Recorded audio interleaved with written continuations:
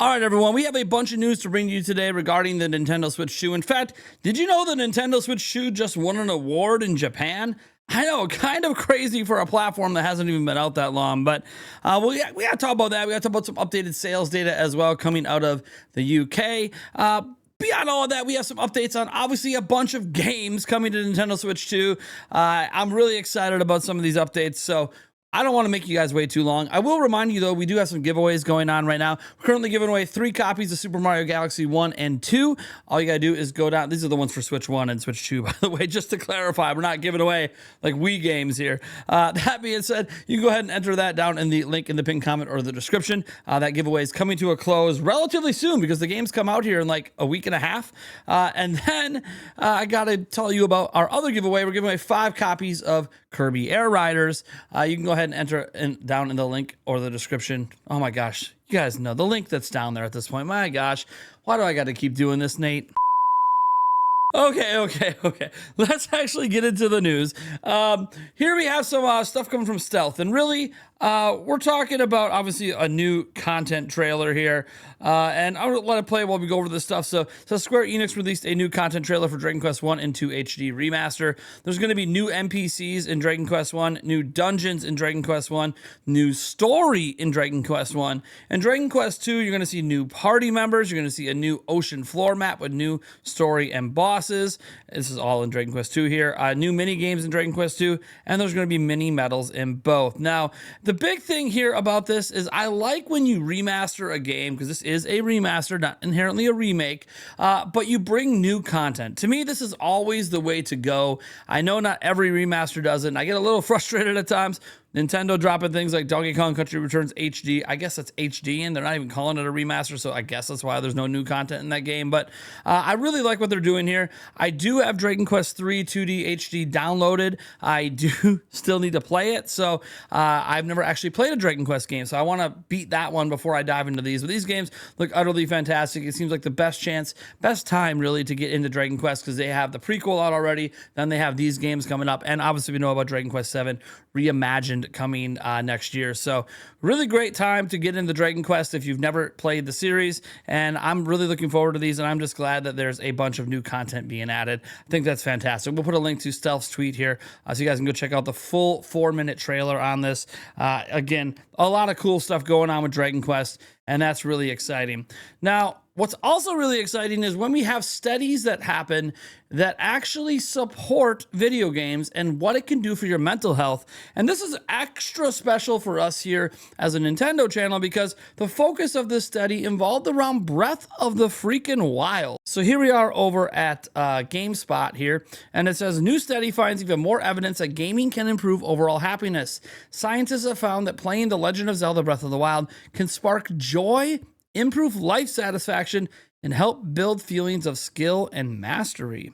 So, a new scientific study has been found significant effects on open world gaming on people's quality of life and emotional well-being. It also shows that playing games in tandem with watching nostalgic inducing movies like Studio Ghibli's films can have an even bigger effect, indicating that different types of media can interact with each other.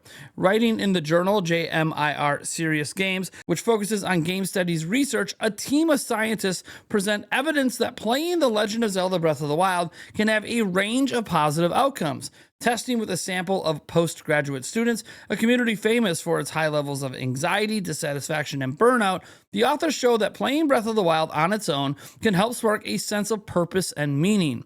Further, this game helped people feel more calm and more adventurous and more skillful in their lives outside of the game context. Investigating potential interactions between games and watching film, the authors also instruct a subset of participants to play Breath of the Wild and watch a clip from Studio Ghibli's My Neighbor Totoro or Kiki's Delivery Service in close succession, theorizing that the film clips spark a positive sense of nostalgia among the participants. The authors find an even stronger effect of overall happiness and life purpose among this subset. While this study only includes postgraduate students and can't say much about the longevity of these positive impacts, it represents yet another piece of scientific evidence showing a beneficial effect of gaming. For instance, scholars have found encouraging results for games as a tool to help mitigate substance abuse and improve mental health. Games have been shown to induce pro-social activity and improve community building.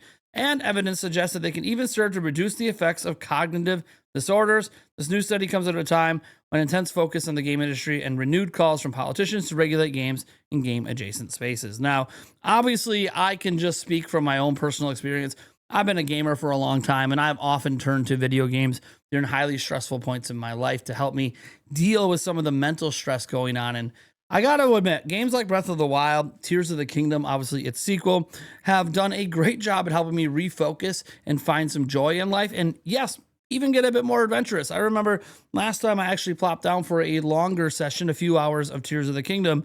The very next day, I suddenly had this motivation to take my kids to the park and go on the trails. And I haven't done that in a while. And I often wonder, was it because I was exploring in Tears of the Kingdom and had so much fun that I wanted to bring some of that exploration to the real world? I have no idea if that's like related, but this study seems to suggest maybe it is. Obviously, I'm well outside of the demographic of this study. The study was just focusing on postgraduates, which usually are much younger than me, but yeah, I find that to be really interesting. And anytime that we have a study that shows some positive impact, I like to show that, because we have a lot of accusations about video games causing violent behavior and all this, but then none of the studies really back it up. So when we have a study backing up happiness, happiness can't be overstated.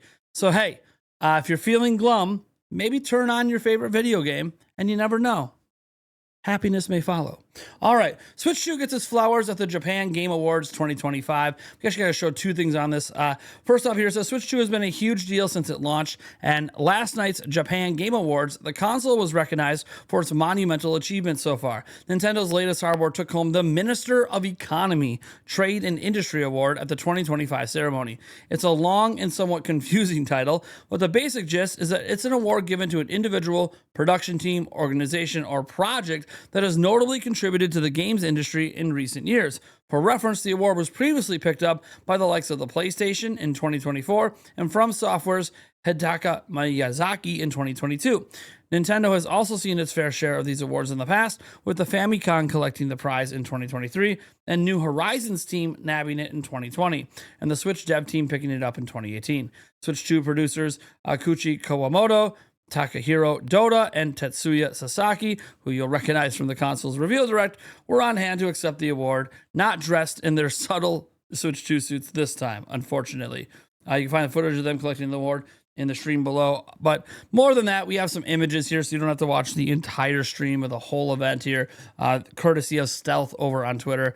He has images here. Here they are on the side. They're being presented the award. Here they are up there, obviously talking about the prestigious honor of winning this award. Look, guys, obviously this doesn't mean anything about the future success of Switch 2, but it is nice to see the people, the masterminds behind it, get some recognition. Switch 2 is very, very big in Japan, and probably going to be the biggest thing in Japan in the video game space for quite some time. So I can't help but be happy for at least the creators of the Switch 2 to be recognized for their work. All right, folks, we got to talk about kind of conversely something else. There's a certain company that was getting sued by Nintendo. The lawsuit's now over. Everything's been settled outside of court. And of course, that company is ready to launch some brand new products. Now, the company we're talking about is Genki. Genki has teased the Shadowcast 3 and Covert Dock 3, likely Switch 2 compatible. So, accessory manufacturer Genki, who got into a wee bit of trouble with Nintendo, has teased two upcoming products, the Shadowcast 3 and the Covert Dock 3. They have a Kickstarter up for it. Can't back it quite yet. Shadowcast 3 is the next iteration of, you guessed it, the Shadowcast 2, which allowed users to connect their Switch to a laptop or iPad for accessibility gaming and to capture on the go. It came with its limitations, with a recommended capture quality of 1080p 60, which pretty much is the max Switch can do anyways, for best results. As such, while we can't confirm definite right now, it seems reasonable to assume the Shadowcast 3 will allow for 4K capture at 60, which is perfect for the Switch 2. Meanwhile, the Covert Dock 3 is a new iteration of, well, you get it. This thing is pretty nifty and would essentially bundle a 4K HDMI dock into a portable console charger, allowing you to connect your Switch in its handheld configuration to a TV without the need for the full-size dock. Sadly, the second version isn't compatible with Switch 2, so that's presumably where the Covert Dock 3 comes into play. Now, there is a Kickstarter launch for this that I will link down below, but again, it's not ready. What's really cool, obviously, about the Kickstarter itself, as we open the page here, is you just get this image here of the actual products. These are the two products in question. Now, look, guys, I actually have the Shadowcast 2 myself. I haven't actually opened the damn thing. I only recently had it arrive, I think last week. And yes, it doesn't just work with Switch. Technically, it works with Switch too, but you just get that 1080p 60, which isn't usually what you're looking for. Also, this does work with cameras and a whole bunch of other stuff, so I'm actually really excited to give this a try. This might actually fix an issue I'm having with one of my cameras right now, but the bottom line is that Genki makes pretty high-quality products. I actually saw the prototype of the Shadowcast 3 in person at PAX West, so I can absolutely confirm that it does work. I've also saw the prototype of the Covert Dock 3 as well. They were showing it off just a little bit to kind of let you know it was coming, but prototypes are prototypes. They're not the final edition. You can't actually back it yet, but obviously it will be up at some point here. So again, we'll link down below for anyone that's interested in those products, because hey, they are relatively high quality, and I'm really excited for them. Now, next up, of course, we have a launch trailer for Sonic CrossWorlds. No surprise here, because this game actually comes out in a couple of days. It comes out on September 25th. Now, I say that the Switch 2 version of this game actually comes out a little bit later. There's no official date other than this holiday, so that could begin October, November, somewhere in there. So relatively soon, but it is going to launch on Switch 1. You can buy the Switch 1 version and play it on your Switch 2, of course, but I'm not quite sure. Someone can let me know down below if they've announced if you can upgrade that Switch 1 version to the Switch 2 version for free or for a small fee. That I don't know. But I do know that it is coming to Switch 2 with a specified version. Anyways, a lot of people are excited for Sonic CrossWorlds. They've enjoyed a lot of the crossovers and the way the maps work. There is a free demo available right now if you want to give it a try before you buy. Personally, I'm not much of a fan of Sonic CrossWorlds. I don't enjoy the way that it races. Something doesn't feel right. There is a setting you can change to make it feel a little better, but even with that setting changed, I don't know, it just feels slightly off to me. But for many others, they really enjoy it. They have like 1 million people in the beta, 10 million races. Again, I think that this is probably going to end up being a fairly big success for Sega, and a lot of you would probably enjoy it. So I wanted to bring this up because it does launch this week. This is the launch trailer. You're seeing the visuals. You're seeing the changing of worlds mid race, and yeah. So you guys let me know if you're interested down below, because again, this comes out in 2 days, and there is a free demo available. Now we got to get into some sales data here, because hey, it's always fun to cover sales data when we get that opportunity. And we have this opportunity here on the UK software charts. Now, we don't get exact numbers, but we do get an idea of how things are selling, and this is based on last week. So the latest UK software charts for the week ending September 20, 2025 is now available. Mario Kart World was bumped to second previously, but it now returned to number 1. Elsewhere, new releases like Trails in the Sky First Chapter landed at 19. 34% of the game sales were on Switch, with PS4 making up the other 66%. Now, go down here, we see Mario Kart World at number 1. I believe this also includes bundled sales, but I could be wrong. I'm not 100% for sure. Borderlands 4 was the one that was previously number 1 that bumped Mario Kart down. It is now fallen to number 2. Donkey Kong Bonanza is right behind that, holding at number 3. We see Minecraft on Nintendo Switch, Switch 2, etc., coming up to number 4. Mario Kart 8 Deluxe at number 5. Again, Mario Kart 8 Deluxe just continues to be a top 10 seller almost every single week. Absolutely insane. EA Sports FC, they're not really listing platforms there, so they're combining all platform sales together there. Grand Theft Auto 5, Metal Gear Solid Snake, Eater, NBA 2K26 at number 9, The Witcher 3, The Wild Hunt Game of the Year Edition specifically at number 10. Then you see Mario Party Jamboree, Mafia, The Old Country, Hogwarts Legacy, Animal Crossing New Horizons, Armored Core, Nintendo Switch Sports, etc., etc. You see Mario Wonder there. I scroll down further, you see Kirby and the Forgotten Land at 22, Legend of Zelda Tears of the Kingdom at 23, see Breath of the Wild at 25.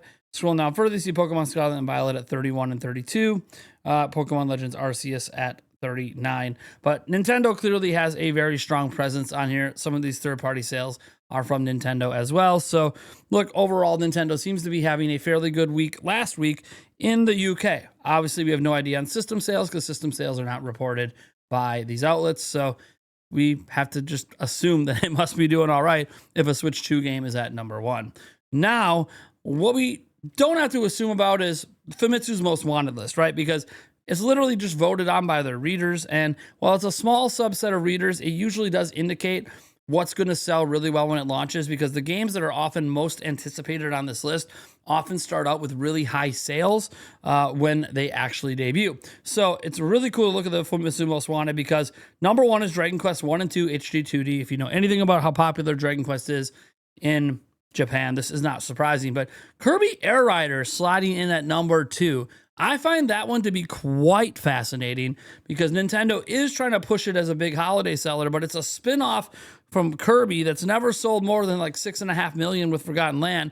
I find it really interesting that that's actually the second most wanted game. It also shows that maybe it can sell better than people think it will, or maybe it's just the effect of people trusting in Masahiro Sakurai. I don't know. We say Pragmata from PS5 at number 3. Then we see the PS5 version of Dragon Quest 1 and 2 at number 4. Then we see Hyrule Warriors Age of Imprisonment.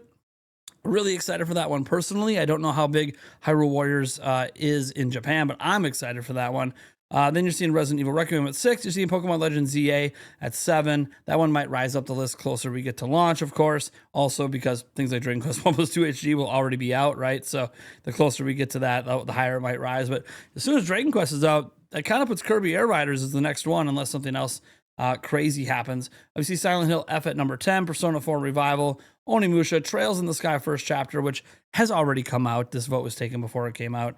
Metroid Prime 4 Beyond, Switch 2 Edition, specifically coming in at number 15. I see the Switch 2 Edition up there before the Switch Edition. So again, you can see the rest of the list here. Pretty exciting stuff, obviously. It's just good to see what's probably going to end up popping off in Japan when you look at that top 5. Now, speaking of Age of Imprisonment, we're going to talk about something that's probably already been out there for a little while now, but I just didn't notice it until today, and that is the key art for some of the major characters in the game. Look, I haven't talked enough about Age of Imprisonment. It is one of my most anticipated titles. We are going to be talking about it on the podcast this week, but I wanted to just take a look at some of this art, because this stuff is incredible. Obviously, this is Minoru with that construct. We've seen this construct can shapeshift and do other things. People have speculated, oh, is this like Majora's Mask looking at the top? I don't know. I think it's more owl-like, but I get it. Like, people are speculating away. It definitely looks like a giant beard going down here. It's going to be crazy to see what all of that pertains there. Here we have Sonia, the apparent first queen of Hyrule. So really badass looking bow user. Looks like she has like a light arrow of sorts, kind of a double tipped arrow as well. So sort of a fascinating arrow design with obviously what looks like a bow infused with light or something. Pretty badass. I love the art design as well, of course. Here we have Rauru, of course, the king of Hyrule. Just looking like his badass self. Getting to actually play with him at the peak of his powers is going to be interesting. We obviously know what happens to him towards the end. How the particulars lead to that, obviously, is what we're going to find out in this game, because this game does take place during the imprisoning war that they win, sort of, with lots of sacrifice. Ganondorf here, just looking like his badass self with his giant sword in its scabbard. Look, this is one of my favorite Ganondorf designs, so seeing more of this is just wonderful to me. And then obviously we have Zelda, who looks incredible, has the... I don't even know. Like, this doesn't look like the broken Master Sword. Like, the Master Sword doesn't look like this. This looks like a very different kind of sword. It looks like the kind of swords that we sort of had in the game. So I'm very interested to see how this plays out. And I got to be honest, Zelda is great. She's one of my favorite, like, Zelda designs ever. And I really feel attached to this character after 2 straight games. So, I don't know. Forgive me for being excited. Age of Imprisonment is my most anticipated game this year. It just is what it is. It's got canonical story for Tears of the Kingdom. That makes me even more interested. And the Hyrule Warrior games have just been fantastic from a gameplay perspective. And this one looks super smooth and on point. Now, another thing's going on today. I think this is noteworthy. We don't always note every major anniversary, but we are a channel that covers Nintendo almost exclusively. Not quite. We will be watching a State of Play from Sony tomorrow, but Nintendo turned 136 years old today. In September 23rd in Japan, that means it's Nintendo's birthday. So 136 years Nintendo's been around. Most of the time of their existence, they were not a video game company. So it's very fascinating to think about the long history of Nintendo. And yeah, eventually they'll be a video game company longer than they were other things, but it's really just, it kind of just puts things in perspective that Nintendo's been around a long time. They know what they're doing, and they're probably going to be around well after my death for hundreds of years more. Now, we have to end a little bit here with a bit of a negative story. And this story is only being brought up not because it's negative, but because it's apparent that a couple of developers have now spoken up on the game keycard situation to confirm something that we have always speculated and heard rumblings about, but now actual game developers are just outright saying that they're only getting two options for publishing their games physically. So it's from an article over on Bloomberg. It says Nintendo Switch 2 sale boom fails to ease game developers' gloom. But as we go down here, this is really what's going on. So in Japan, game fans are counting down the days to the Tokyo Game Show later this week. There will be new titles to play, ornately decorated stands with countless photo ops and ready-made excuse to dress up in costumes. Game makers, however, don't share the festive mood. The industry continues to struggle with how people buy and play games after the COVID-19 pandemic, a period when people use the digital world as a communication hub. Spending on smartphone apps may be rising, but it's largely going towards existing giants, and breaking through with a new one is now tougher than ever. The situation is the same on Sony Group Corp's PlayStation 5 and Microsoft Corp's Xbox and PCs, where few blockbuster live service games such as Apex Legends and Fortnite dominate valuable console storage space and player time. That results in publishers and developers streamlining their projects and puts pressure on the overall investment and enjoyment in the industry. Developers hoped Nintendo's new Switch 2 would reverse the unfavorable trend. A new console launch has always been a stimulus in the industry, and the Switch 2 has been met with a surge of record-setting sales. Nintendo console users are often casual players who still tend to buy traditional games with a definitive ending. But the Switch 2 launch hasn't yet had such a halo effect, the maker said. Although in-house titles have proven popular, the much anticipated console hasn't generated many benefits for those outside developers. One challenge has been game formats. Nintendo used to offer multiple storage size options for game cartridges. That allowed developers to pick a range of sizes to lower production costs by finding the best fit for different software. But with the Switch 2, developers only have two choices, according to people familiar with the matter, and this gets clarified by the author over on Twitter, that there are 64 gigabyte cards and the largest, most expensive type, and then key cards. So essentially what they're saying, and this is a story we've heard before, this is just a confirmation from actual game developers that Nintendo is only giving them two options. So even if other options existed, it doesn't matter because Nintendo isn't providing those options to them. And of course, we have no evidence that other options exist. Every game that's come out, including Donkey Kong Bonanza, is on a 64 gigabyte cartridge. So yeah, it's 64 gigs or a game key card. So obviously a majority of third parties are going with game key cards. It sounds like developers would be more interested in going with a full physical if there were other size options. So hopefully this is something Nintendo can sort out. They've already done various surveys asking fans on our deep thoughts on game key cards, our deep thoughts on physical games, and hopefully that leads to some change to at least offer options. I don't expect game key cards to ever go away. And to be clear, so many AAA video games are so much larger than 64 gigabytes that it just makes key cards make even more sense. However, for smaller developers or companies that are making games that are like 30 gigs or less, they would just like to have options where they don't have to buy the most expensive version of a cartridge. Now, right now, it's the only option, so take that for what you will, but they're hoping Nintendo comes out with some alternative solutions. I always said that one thing Nintendo could do if for some reason there's like a tech limitation to go below 64, and sometimes there is due to speeds and having to hit certain like thresholds with that to maintain close enough comparability to the internal storage to not harm load times and hard game streaming. I will note here that one solution Nintendo could opt for is to kind of go a bit of the PlayStation and Xbox route, offer smaller cartridge sizes, but enable those cartridges to install the games locally. So it's still a physical copy. All the data is still on the cartridge, but you can install it to your system to get those take advantage of the streaming speeds of the internal hard drive. So yeah, I think that that's a possible solution Nintendo could look into, because if they can't get the current storage solution smaller due to limitations, you could go with the old storage solution for like Switch, but then just have that caveat that it requires an install. I think that's a nice compromise if there is a problem with that. If there is no problem getting smaller sizes of the faster stuff, then Nintendo should just provide that. But maybe it's not cost effective. It's possible that if Nintendo offered an 8 gigabyte, it's actually just as expensive as the 64 gigabyte. That could be a problem too, because the way that manufacturing works. That said, again, I just offered a solution that could actually benefit everyone. So I don't know. Take that for what it is, guys. I am Nathaniel Rufflejans from Nintendo Prime. I hope you enjoyed this news. Let me know about your favorite story down below, and I'll catch you guys in the next video.